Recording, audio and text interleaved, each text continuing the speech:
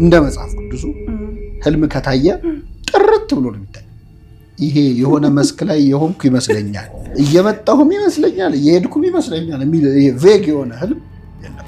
እግዚአብሔር ካሳየ ጥርት አድርጎ ከነ ሴንቲሜትሩ ከነ ሜትሩ ከዛ ውጭ ሁሌ የሚያይስ ግን ከሆነ አንድ ሰው በኤፒሶድ የሚታይ ህልም እሱ ፊልም ነው እንጂ ህልም አይደለም።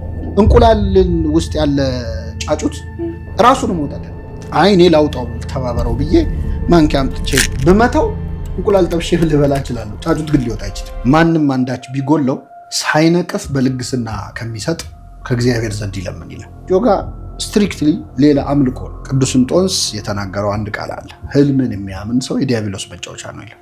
ለምሳሌ ድንግል ማርያም ጌታ እንደምትወልድ ቅዱስ ገብርኤል መጥቶ ትጸንሻለሽ ትወልጃለሽ ብሎ ነገራት በራእይ። በህልሟ ቢነግራት ኖሮ እንዴ የዛሬው ህልም ደግሞ ጭራሽ አምላክን ትወልጃለሽ እንዴት አይነት ነገር ነው ልትል ትችላለች። ማር ይስሐቅ በጣም ጥልቁ ጸሎት በእግዚአብሔር ፊት ዝም ብሎ መቀመጥ ነው እንጂ ዘሎ ተራሩጦ ወደ ጉዳዩ አይገባም። ሙሴ እኮ በጣም ጨንቆት ይገርምሻል። በግራ እስራኤላውያን ኧረ ልንሞት ነው እያሉ ይጮሃል።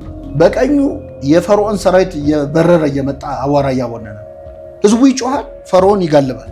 በቃ ግራ ገብቶ ጸጥ አለ። ጸጥ ሲል እግዚአብሔር ምን እንዳለው ታውቂያለሽ? ለምን ትጮህብኛለህ? ከህዝቡ ጩኸት በላይ የሙሴ ዝምታ ተሰምቶ።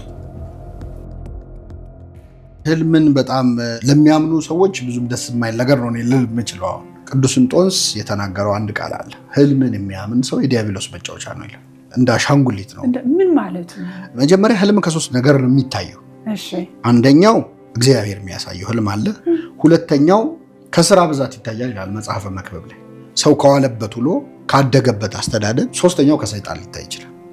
ሰይጣን የእኛን ቶት አክሰስ ማድረግ አይችልም። ነገር ግን ቶት ፓተርናችንን የምንውልበትን ነገር ላይ አስተዋጽኦ ማድረግ ስለሚችል ያንን ስናይ ኢንዳይሬክትሊ ህልሙ ላይ ሰይጣን አስተዋጽኦ ሊያደርግ ነው ማለት ነው። አሁን ይህን ስል ምናልባት ብዙ ሰዎች እኔ ህልም አላይም ካየው ግን ጠባይ ሰው ህልም ጠባይ እግዚአብሔር ህልም ያሳያል። አዎ ያሳያል። እግዚአብሔር በአንድም በሌላም ይናገራል። ሰው ግን አያስተውለውም። አፍላ እንቅልፍ በሰው ላይ ወድቆ ሳለ ግን እግዚአብሔር በህልም የሚናገረው የግድ በህልም ብቻ መነገር ያለበት ነገር ሲሆን አንድ ምናልባትም ለአንድ ሰው እግዚአብሔር በህልሙ የሚናገረው አንዴ ብቻ ነው በህይወት ዘመኑ። ለምሳሌ ፈርዖንን አስተኝቶ በህልሙ ነገረው። ፈርዖንን ተገልጾ ሊያናገረው አይችልም። አንደኛ ነፃ ፈቃዱን መንካት ነው፣ አያምንም ፈርዖን በእግዚአብሔር። በራእይ የሚናገረው ደግሞ በራእይ መነገር ያለበት። ለምሳሌ ድንግል ማርያም ጌታ እንደምትወልድ ቅዱስ ገብርኤል መጥቶ ትጸንሻለሽ ትወልጃለሽ ብሎ ነገራት በራእይ በመገለጥ ማለት ነው። በህልሟ ቢነግራት ኖሮ እንዴ የዛሬው ህልም ደግሞ ጭራሽ አምላክን ትወልጃለሽ እንዴት አይነት ነገር ነው ልትል ትችላለች። ከጉዳዩ ክብደት አንጻር የግድ በመገለጥ መታየት ነበረበት። አሁን ዮሴፍን ህፃኑንና እናቱን ይዘው ወደ ግብፅ ሽሽ ለማለት መልአክ መገለጥ መውረድ የለበት። ለሱ ደግሞ በህልም ታየው ማለት ነው። ስለዚህ የግድ በህልም መነገር ያለበት አንገብጋቢ ጉዳይ ከሆነ በህልም እግዚአብሔር ያናግረናል። ቅድም ማይንዳችንን ወይም ሀሳባችንን አክሰስ ማድረግ አይችልም ብለሃል አይደለ? ዴቪል ፓተርናችንን ግን በምን መልኩ ነው የሚያጠናብን?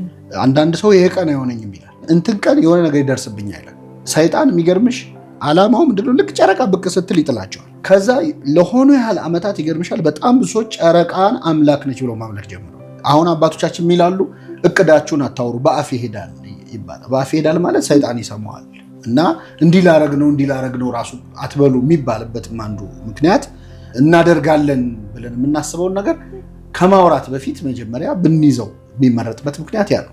ብሬናችን የሰራውን ያወራውን አይለኝም አይደለ? እና የሆነ ነገር ሳልሰራው በጣም ካወራሁት የሰራሁት አሳሳት ይዛ ሳጠብሳለሁ አትበል ይባላል። እና ቀድመን አውርተነው አንዳንዴ እንረካለን እና ሰውነታችንም ያረገው ያህል ይመስላል። በመጽሐፍ ቅዱስ ትልቁ ቴራፒስት እግዚአብሔር ነው። ለምሳሌ አዳም መጥቶ የሰጠኝ ሴት ከዛፉ ሰጠችኝና በላዋ ብሎ ነገር። ለምን ከዛፉ ሰጠሽው አላላት። ያደረግሽው ምንድነው ነው ያላት። የራሷን ስቶሪ እንድትተርክ እድል ሰጥቷታል ለብቻዋ ማለት ነው። አሁን እኛ በአንዴ ማደግ ነው የምንፈልግ። ለምንድነው ዓለም ላይ ሎተሪ የወጣላቸው ሰዎች ሀብታም የማይሆኑት? ለምንድነው ግን? እርን ያልተደረገ ገንዘብ ፕሮሰሱ ላይ አልነበሩ ብናርገው ያጠፉታል። ጥቂት ናቸው አይደለ የዓለምን ህዝብ ሀብት የያዙት። ይበተንና ፌር በሆነ መንገድ ለዓለም ህዝብ ይከፋፈል ቢባል በጥቂት ዓመታት ውስጥ ተመልሶ እነዛ ሰዎች እጅ ይገባል ይባል። ለምን የቀረው የዓለም ህዝብ በዛ ደረጃ ዊዝደም የለውም ገንዘብ ማኔጅ ለማድረግ እና በችኮላ የተገኘ ሀብት የሚጠፋው ማለት ነው። እንቁላልን ውስጥ ያለ ጫጩት ራሱን መውጣት አይኔ ላውጣው ተባበረው ብዬ ማንኪያ አምጥቼ ብመታው እንቁላል ጠብሼ ልበላ እችላለሁ። ጫጩት ግን ሊወጣ አይችልም። ስለዚህ አንዳንዱ ስራ ፕሮሰስ ነው። እኔን እየሰራኝ መምጣት አለበትና ፕራክቲስ በጣም በጣም ወሳኝ ነገር። ፕሮሰሱን ግን መጥላት የለብኝም ወዳጅሽ ነው እያልከኝ ነው። እየሰራኝ ነው ያለው። ፒተርሰንም እኮ እንደሱ ይላል አይደል? የትናንሽ ዶፓሚን የሚሰጡንን ነገሮች ማዘግየት ካለመድን ራሳችንን መግዛት አንችልም ወይም ዲሲፕሊንድ መሆን አንችልም ይላልና አሁን ካልከው ነገር ጋር በጣም ተስማማለኝ። ሌላኛው እንደ መጽሐፍ ቅዱሱ ህልም ከታየ ጥርት ብሎ ነው የሚታየው። ይሄ የሆነ መስክ ላይ የሆንኩ ይመስለኛል፣ እየመጣሁም ይመስለኛል፣ እየሄድኩም ይመስለኛል የሚል ቬግ የሆነ ህልም የለም። እግዚአብሔር ካሳየ ጥርት አድርጎ ከነ ሴንቲሜትሩ ከነ ሜትሩ፣ ለምሳሌ ትልቅ ሐውልት አየው፣ ከላይ የወርቅ ነው፣ ቀጥሎ የብረት ነው፣ ቀጥሎ የሸክላ ነው፣ ሴንቲሜትሩ እንደዚህ ነው፣ ቁመቱ እንዲህ ነው፣ ወርዱ እንዲህ ነው የሚል በጣም አኪዩሬት የሆነ ህልም ነው ያዩት። መጽሐፍ ቅዱስ ላይ ህልም ያዩ ሰዎች ሲደግሙት እናያለን። ያንን ማለት ለምሳሌ ፈርዖን 7 የረሃብ ዓመታት እንደሚመጡ የሚያሳይ 2 ህልሞች አየ። ደግሞም ተኛ አለመ። ከዛ ውጭ ሁሌ የሚያይ ግን ከሆነ አንድ ሰው በኤፒሶድ የሚታይ ህልም እሱ ፊልም ነው እንጂ ህልም አይደለም። በጣም የሚያውከን የሚደጋገም ህልም ሲሆን ወደ ንስሐ አባቶቻችን እንድንሄድና እንድናማክር፣ ከዛ ከእግዚአብሔር ከሆነ ከእግዚአብሔር ነው ይሉናል። ሁኔታውን አይተው ደግሞ የእኛን ሀሳብ ሪፍሌክሽን አይደለ ህልሙ አንዱ ያለንበት ሲቹዌሽን ኦብዘርቭ አድርገው ካለንበት ችግር ሊያወጡ ይችላሉ። እና ክርስቶስ ሳምራዊቷን ሴት ትሪት ያደረገበት መንገድ ለማንኛውም የሳይኮሎጂ ትሪትመንት ለሚሰጡ ሰዎች ትምህርት ነው። እቺ ሴት በጣም መገለል የደረሰባት ያልተሳኩ ትዳሮች ያሳለፈች፣ ክርስቶስ መጥቶ በመጀመሪያ ውሃ ጠጭኝ በማለት ነው የጀመረው። እሷን ሊረዳ እንደመጣ ሳይሆን ከእሷ እርዳታ እንደሚፈልጉ ነው ኮንቨርሴሽኑን የጀመረው። ውሃ ጠጭኝ አላት። አንተ አይሁዳዊ ስትሆን ሳምራዊት ከመሆን ከኔ እንዴት ውሃ ትለምናለህ? በዛ ላይ ደግሞ ጉድጓዱ ጥልቅ ነው፣ መቅጃ የለህም አለችው። ውሃ ጠጭኝ የሚልሽ ማን እንደሆነ ብታውቂ የህይወትን ውሃ እንዲሰጥሽ ትለምኙ ነበር አላት። ቀስ እያለ አንተ ከያዕቆብ ትበልጣለህ ትለዋለች። እኔ ያዕቆብ ፈጣሪ እኮ ነኝ፣ እኔ ማን እንደሆንኩ አታውቂምም አላለም። ከዛ ባልሽን ጠርተሽ ነይ ሲላት ባል የለኝም አለች። 5 ባሎች ነበሩሽና አሁን ያለው ባልሽ ህጋዊ ስላልሆነ ባል የለኝም ማለትሽ መልካም ነው ያላት። ከስተቷ ውስጥ እውነት ነው ያወጣው። ክርስቶስ የሚባል መሲህ እንደሚመጣ እናውቃለን፣ እሱ ሁሉን ይነግረናል ስትለው የሚያናግርሽ እኔ እርሱ ነኝ አላት። ከዛ በኋላ የልቤን የነገረኝን ነው ይውልኝ ብላ ሰው ተናገረች። ብዙ ሰው ዲፕሬሽን ማለት ድብርት ይመስለዋል።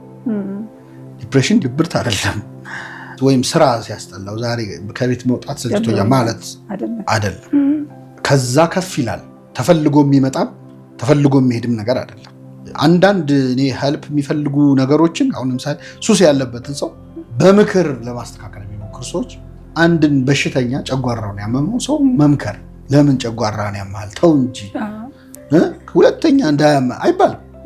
እጄን ሲያመኝ አይምሮዬ ነው የሚነግረኝ እጅህን አሟል፣ እግሬን ሲያመኝ እግርና፣ አይምሮዬን ሲያመኝ ግን አይምሮህ ታሟል ብሎ የሚነግረኝ ሌላ አይምሮ የለኝም። እና ወደ አባቶች ታሪክ ስትመጪ ሰይጣን በህልም ስላታልላቸው ብዙ ሰዎች ታሪክ ብሎ ታገኛለች። ጭራሽ ከመንፈሳዊ ህይወት ያስወጣቸዋል። ለምሳሌ አንዱን መነኩሴ ነው፣ ህልም ያሳየዋል ሰይጣን። ከዛ ህልሙ ምንድነው የሚያየው? ጌታን የሰቀሉ አይሁድ ገነት ውስጥ ነው፣ ክርስቲያኖች ሲኦል ውስጥ ነው ያለ። ስለዚህ ክርስትና ውሸት ነው ማለት ነው ብሎ በዛ ህልም ተማምኖ ወደ አይሁድነት ይዞራል። በጣም ፐርሲው የሚያደርገው ከሆነ ደግሞ አንድ ሰው በቃ የሆነ ነገር ለማየት የሚጠባበቅ ከሆነ ሰይጣን ይጫወትበታል። አዲስ ሃይማኖት የፈጠሩ ሰዎች አሉ። የገዛ ህልማቸው አሳስቷቸው ማለት ሰይጣን ውስጣቸው ያለውን ፍላጎት መነሻ አድርጎ ድንግል ማርያም ታይታይ እንዲህ ብላኝ፣ ገብርኤል ታይቶ እንዲህ ብሎኝ፣ እንደዚህ አይነት ነገር ሲሆን በቤተክርስቲያን ስርዓት እንደሚደረገው ገዳሙስ ቢሆን ከመነኮሳቱ ማለት ወደ አበምኔቱ ሄዶ ጸሎት እንዲደረግበት። አንዳንድ ሰዎች በህልም እኔ አንቺ እንዳገባ ተነግሮኛል ብለው ሴቶች የሚያስቸግሩ ወንዶች አሉ። አንደኛ ደብዳቤ ግልባጭ አሉ አይደለ? ለሱ ከታየ ህልሙ ለሷ ለምን አልደረሳቸው መኖር አለበት። እና እናት አባቶቻችን አይ እንደዚህ ነው የሚሆነው ካሉ አሉ። በጣም ጂኒየስ ናቸው ማለት እኛ አንብበን ተምረን ምናምን የገባንን ነገር ነውር ነው ይሉሽ። በቃ ይሄ ነው ዊዝደም የሚባለው። ኖሌጅ እና ዊዝደም ልዩነቱ ይሄ ነው። ገንዳ ውስጥ መዋኘትና ውቅያኖስ ውስጥ መዋኘት ማለት ነው ልዩነቱ። ዊዝደም ውቅያኖስ ነው፣ እኛ ገንዳ ውስጥ ነው የሚገባው። አንድ የመጽሐፍ ቅዱስ ቃል አለ እዚህ ያዕቆብ መልእክት ላይ ማንም አንዳች ቢጎለው ሳይነቅፍ በልግስና ከሚሰጥ ከእግዚአብሔር ዘንድ ይለምን ይላል። እና እግዚአብሔርን ሰጪ ነው ብቻ አይደለም እያለ ያለው ያዕቆብ፣ ሳይነቅፍ ነው የሚሰጠው። እግዚአብሔር እንደሰጠን ሁሉ እስክንረሳ ድረስ እድል ሰጥቶናል። የእሱ ስጦታ የሚገርመው አያስታውስም። አሁን ሰው የሆነ ስጦታ ሰጥቶ በጣም ምነው ባልሰጠኝ እስክትይ ድረስ ሊያስታውስሽ ይችላል። እንዴት ነው የሰጠው ነገር እየተጠቀምክበት ነው፣ ወደድከው ልብስ እኮ አምሮብሃል፣ ይሄ ነገር በጣም ተስማምቷል እያለ ያስታውሳል። እግዚአብሔር በየቀኑ እየመጣ እንዴት ነው እግርህን እየተጠቀምክበት ነው በደንብ አይልም። አይምሮ ሰጥቶናል፣ ኦፐሬት እንድናደርግበት ነው። ባይዘይ ስለ ሞት ውልደት ነው በቤተክርስቲያን እንደዛ ነው የሚተረጎመው። አዎ በርዝዴይ ፎር ኢተርናል ላይፍ። እንግዲህ እዛ ስንሄድ የምናከብረው በርዝዴይ ሞትንበትን ቀን ይሆናል አናውቅም። እዚህ ባለነው ሆነን ግን ስናየው ከባድ መስሎ ይሰማናል እንጂ የአንድ ትልቅ ቻፕተር ዘላለማዊ ቻፕተር የሚከፈትበት ለቅሶ ቤት ስንሄድ እንደ ቴራፒስት ራሳችንን ባናይ ጥሩ ነው። እንዴት እነዚህ ሰዎች ያ የሚወዱት ሰው መሞቱን ማምነው አልጨረሱ። ታይም የሚፈልግ ነገር ነው። ጉዳዩንም አድሬስ ማድረግ ላይ ያስፈልግ ሄዶ ቤታቸውን ማጽዳት ይቻላል።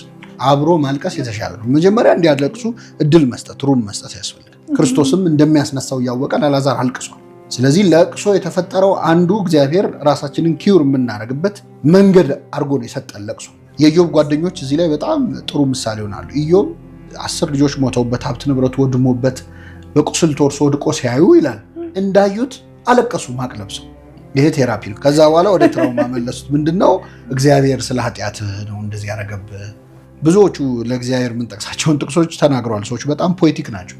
ከበው በቃ አዋጥፍቼ ነው እንደዚህ የሆንኩት ስኪል ድረስ ኢዮብ ማለት ነው። በጣም የሚገርምሽ ግን ታሪኩ ሲያልቅ እግዚአብሔር መጥቶ እግዚአብሔርን ደግፈው ነው የተከራከሩት የኢዮብ ጓደኞች። ቁጣዬ በእናንተ ላይ ነዷል ነው ያላቸው። ምን አግብቷችሁ ነው? እግዚአብሔር እንዲህ ላረግ ብዬ ነው እንዲያረኩበት ሰውየው ላይ በለው ብሎ አላከ። ወሬ ይቀይራሉ ሰዎች። አሁን ስለሞተው ሰው ሲነሳ ወሬ ወደ ሌላ፣ በተለይ ልጆች ላይ የሚፈጸም በደል ልነግርሽ አልችልም። ህፃናት አንደኛ እንዳይነገራቸው ይባላል። ውጭ ሀገር ሄዳለች፣ ክፍለ ሀገር ሄዶ ነው ነገ ይመጣል። ልጆቹን ማሰቃየት ማለት ነው። መቼስ ብንነግራቸው ወደ እግዚአብሔር ሄደ ነው። ትልቅ ሆኖም ቢነገረው ወደ እግዚአብሔር ሄደ ነው የምንለው። ሌላ ምን ኤክስፕላኔሽን አለን ስለሞት? ቁጭ አድርጎ ያንኑ ኤክስፕላኔሽን ነግሮ አልቅሰው ጮኸው ቁርጣቸውን ያውቃሉ። ሌላው ደግሞ በጣም ዚስ ዴይስ በተለይ ዌስተርኑ ዓለም ስለ ማይንድፉልነስ በጣም ይነገራል። ኢትዮጵያዊ ማይንድፉልነስስ የለም ወይ?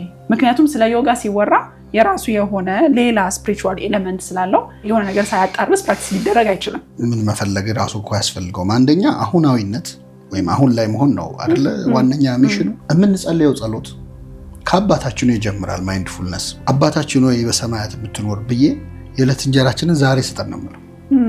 ስለ ነገ ስለምበላው አይደለም የምጸልየው። ይትበሉ ለጌሰብ ስለ ነገ አትበሉ፣ ነገ ለራሱ ያስባል፣ እንደውም የነገ ክፋቱ ይበቃዋል ይላል። ዮጋ ስትሪክትሊ ሌላ አምልኮ ነው። እስቲ እንደውም እሱ ላይ በተጨመረ ደስ ይለኛል። አሁን ብዙ ሰዎች ይከራከራሉ። እኔ ከአምልኮውን ሳልሳተፍ ሰውነቴን ባፍታታ ምን ችግር አለው? ይሄ ምንድነው? ስጋውን ሳልበላ መረቁን ብጠጣ ምንም ችግር የለውም አይነት ነገር ነው። ምን አይነት መንፈስ እየጠራን እንዳላናቅ ምንም ችግር ከሌለው እዛ ጋር የሚደረጉት ሪቹዋሎች ለምን ያስፈልጋሉ? ለስፖርት ከሆነ አንደኛ የሚደረጉት ሳይኖች በሙሉ የምንቀመጥበት መንገድ፣ ጸጥ ምንልበት፣ የምንበረከክበት ፖዞቹ በሙሉ የሆነ ነገር ኢሚቴት እያደረግን ነው። ከፍ ሲል የሆኑ አራዊትን የሆኑ እንስሳትን አይነት ሙቮች፣ ምን አይነት መናፍስትን እንደምንጠራ በነፍሳችን ላይ ምን አይነት ነገር እንደምናመጣ አናውቀው። ስትሪክትሊ ይህንን መወሰን ያስፈልጋል። መምር የምታመልኩትን ዛሬ ምረጡ ነው ያለው።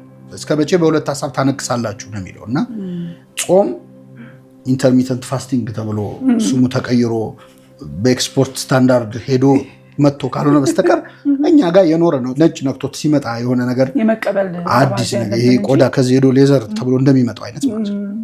አንደኛው። ሁለተኛው በጣም የሚገርም የሜዲቴሽን እና የቴራፒ መጽሐፍ መዝሙረ ዳዊት። ለየትኛውም አይነት ስቴት ኦፍ ማይንድ ሰው ምድረ በዳ ላይ ብቻውን ቢሆን መዝሙረ ዳዊት ከያዘ ብቻውን አይደለም ይባላል። መዝሙረ ዳዊት ላይ በጣም ደስተኛ የሆነ ሰው ደስታ አለ፣ ሁሉ በእግዚአብሔር ደስ ይበለን ይለዋል። በጣም ሀዘን ላይ የሆነ ሰው ዳዊት ጥልቅ ሀዘን ላይ ሆኖ ያናግረዋል። እና በዳዊት መዝሙር ውስጥ ሁሉም አይነት ስቴት ኦፍ ማይንድ አለ። ለዳዊት የኔን ጉዳይ ማነገረው እስኪባል ድረስ ጸሎቱን ላይ አይመስልም። አንዳንዴ ዳዊት ከፈጣሪ ይጣላል። አምላኬ ለምን ተውከኝ? አንተ ትመሰገናለህ በክብርህ፣ እኔ ግን እዚህ እየተሰቃየሁ ነው ይላል። አቤቱ ንቃ፣ ለምን ትተኛለህ ይላል ዳዊት። አሁን ለእግዚአብሔር ለምን ትተኛለህ ይባላል? ማንም ደፍሮ አይልም። ግን አንዳንዴ ምነው ተውከኝ የምንልባቸው ሞመንቶች አሉ። ያን ሞመንት ዳዊት ብሎታል። አንዳንዴ አግሊ ቶቶቹንም አልደበቀም ዳዊት። የሚበድሉኝም በድላቸዋል። አሁን ይሄ እንደ ጸሎት ውስጥ ይገባል ያልሻል። ግን አይምሮ ማሰብ አያቆምም። ስለዚህ ዳዊት ከእግዚአብሔር የሸሸገው ሐሳብ የለም። የውስጥ ሐሳቡን እግዚአብሔር ፊት አፈሰሰው። እኛ ትልቁ ሜዲቴሽን ጸሎት ነው። ከጸሎት በፊት በነገራችን ላይ ሰው ለሆነ ያህል ሰዓት ቁጭ ብሎ ዝም ማለት አለበት።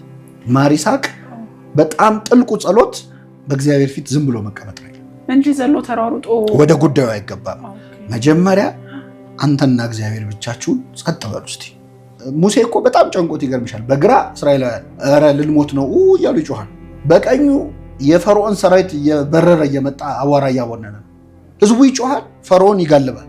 በቃ ግራ ገብቶት ጸጥ አለ። ጸጥ ሲል እግዚአብሔር ምን እንዳለው ታውቂያለሽ? ለምን ትጮህብኛለህ? ምንም አላለም ሙሴ። ከህዝቡ ጩኸት በላይ የሙሴ ዝምታ ተሰምቶት